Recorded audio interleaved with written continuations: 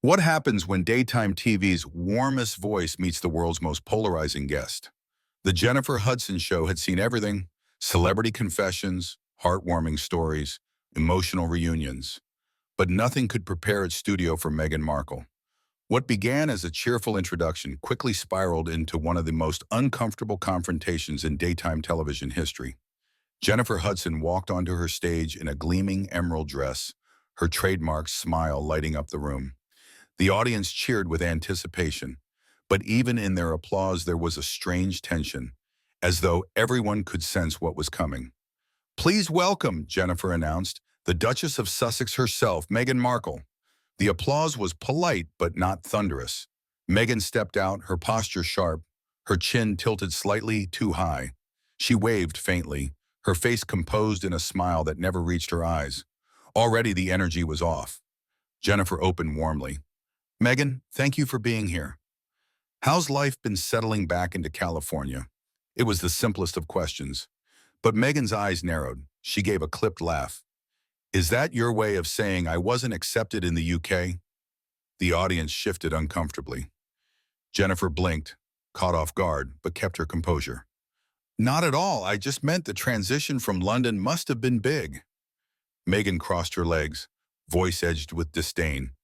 "Life is a transition no matter where you go. People who obsess over whether I was accepted reveal more about themselves than about me." The audience murmured. Some chuckled nervously. The warmth was slipping. Jennifer tried again, gently. "And how is married life with Harry?"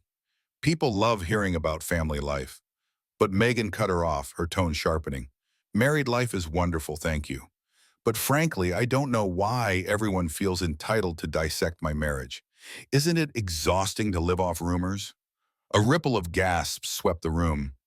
Jennifer's smile faltered for the first time. Still, she pressed forward with dignity. "I wasn't asking about rumors, Meghan. Just your experience." Meghan leaned back, folding in her arms. "My experience is private. Not everything is up for consumption." By now, the audience's faces told the story.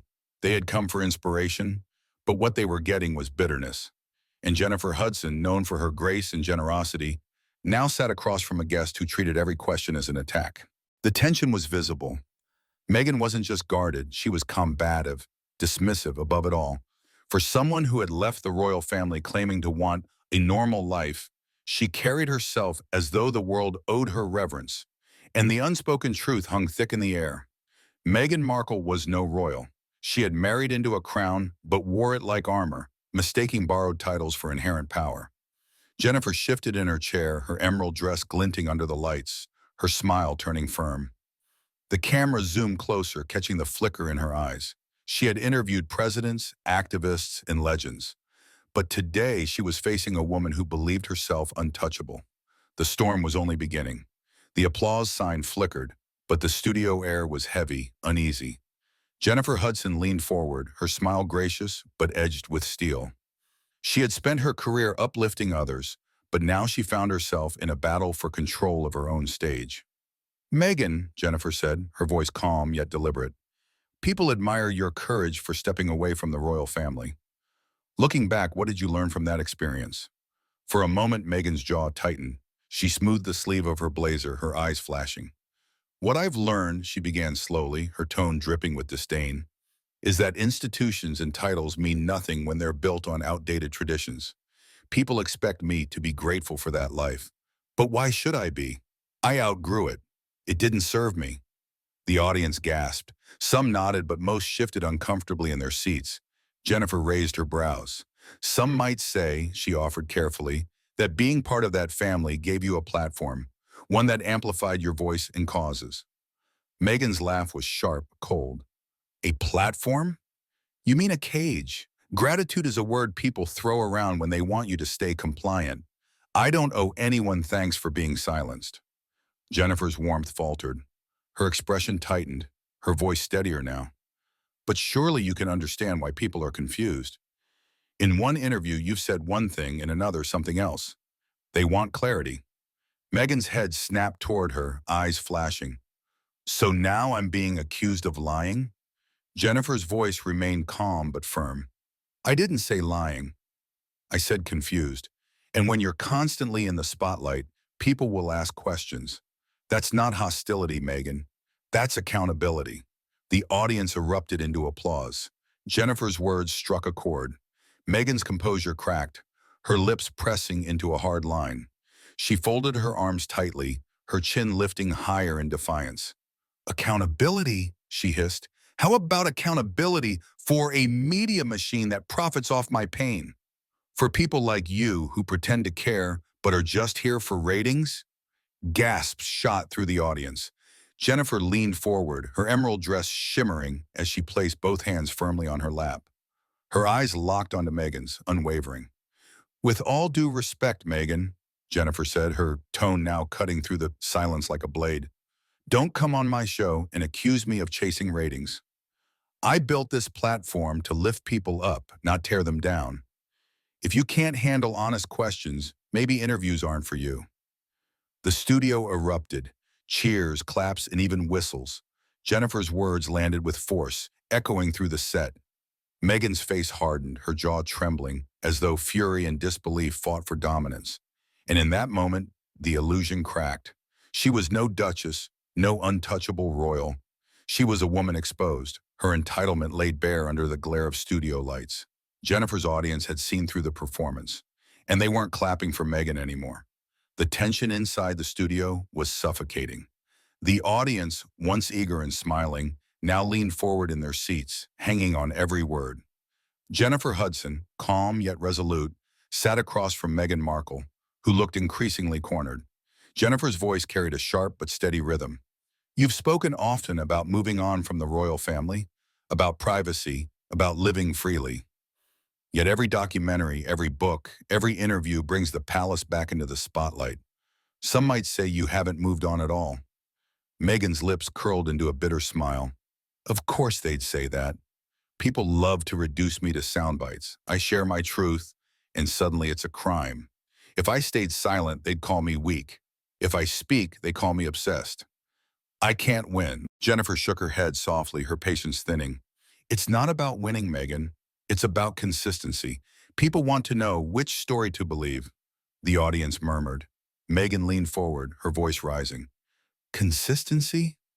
My life isn't a script for your comfort. If people want fairy tales, they should watch Disney. My story is real, and it's complicated. Jennifer's eyes narrowed. Real stories don't change every time you sit in front of a camera. That's the difference between honesty and performance. The crowd gasped. Some clapped. The applause sign wasn't even needed anymore. This was raw, live reaction. Meghan's face reddened, her composure cracking. She clenched the armrest of her chair, her voice trembling with anger. You think this is performance? You think I'm here playing a role? You have no idea what I've lived through. The scrutiny, the attacks, the liso. Jennifer cut hers off smoothly, her tone cool. And yet here you are. Every stage, every spotlight, every paycheck. You left the palace, Meghan, but you didn't leave the crown behind. You drag it with you because, without it, the world wouldn't be watching. A thunderclap of applause erupted. The audience rose in pockets, cheering, some even shouting. Meghan's mouth fell open, her eyes wide with fury. She shook her head, a humorless laugh spilling out. Oh, I see. This is the game. You want your applause line. You want your gotcha moment. Congratulations, Jennifer. You've joined the chorus of people who think they can define me. Jennifer's smile vanished entirely. She leaned forward, her voice low, resonant. No one needs to define you, Meghan. You've done that yourself. Every word, every contradiction, every headline. You wrote it. You're not a victim of it. You are it. The studio fell silent, stunned by the force of her words. Meghan's eyes glossed over, fury mixed with the sting of humiliation. She opened her mouth to fire back, but nothing came. For the first time, Meghan Markle looked small, fragile, exposed.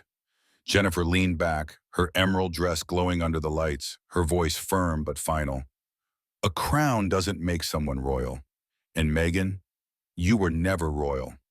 You married into it, wore it for a moment, and mistook it for who you are. That's not royalty. That's arrogance. The audience erupted again.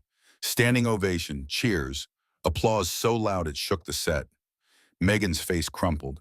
She blinked back tears, her chest heaving as she tried to gather herself. Her hand fumbled with her microphone. "This was a mistake," she whispered, almost inaudible. She unclipped the mic with trembling fingers. "I don't need this." She stood abruptly, her purse in hand, her eyes wet. Gasp and the flash of phones filled the room as Meghan Markle stormed toward the edge of the stage. Jennifer remained seated, calm and resolute, her eyes following but her body unmoved. The contrast was devastating. One woman unraveling, another standing tall. And for the world watching, the truth was no longer hidden.